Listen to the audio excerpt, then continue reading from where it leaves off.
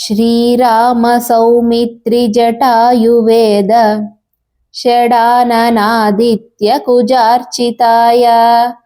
श्रीनीलकण्ठाय दयामयाय श्रीवैद्यनाथाय नमः शिवाय गङ्गाप्रवाहेन्दुजटाधराय त्रिलोचनाय स्मरकालहन्त्रे समस्तदेवैरभिपूजिताय श्रीवैद्यनाथाय नमः शिवाय भक्तप्रियाय त्रिपुरान्तकाय पिनाकिने दुष्टहराय नित्यं प्रत्यक्षलीलाय मनुष्यलोके श्रीवैद्यनाथाय नमः शिवाय प्रभूतवातादिसमस्तरोग प्रणाशकर्त्रे मुनिवन्दिताय प्रभाकरेन्द्वग्निविलोचनाय श्रीवैद्यनाथाय नमः शिवाय वाक्श्रोत्रनेत्राङ्घ्रिविहीनजन्तोः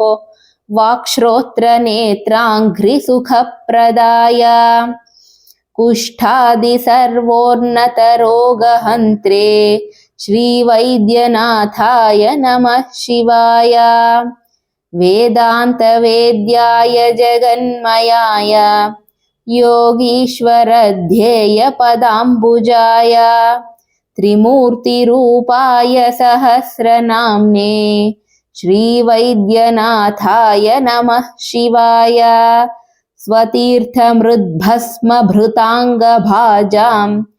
पिशाचदुःखार्तिभयापहाय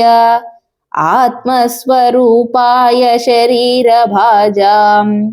श्रीवैद्यनाथाय नमः शिवाय श्रीनीलकण्ठाय वृषध्वजाय स्रग्गन्धभस्माद्यभिशोभिताय सुपुत्रदारादिसुभाग्यदाय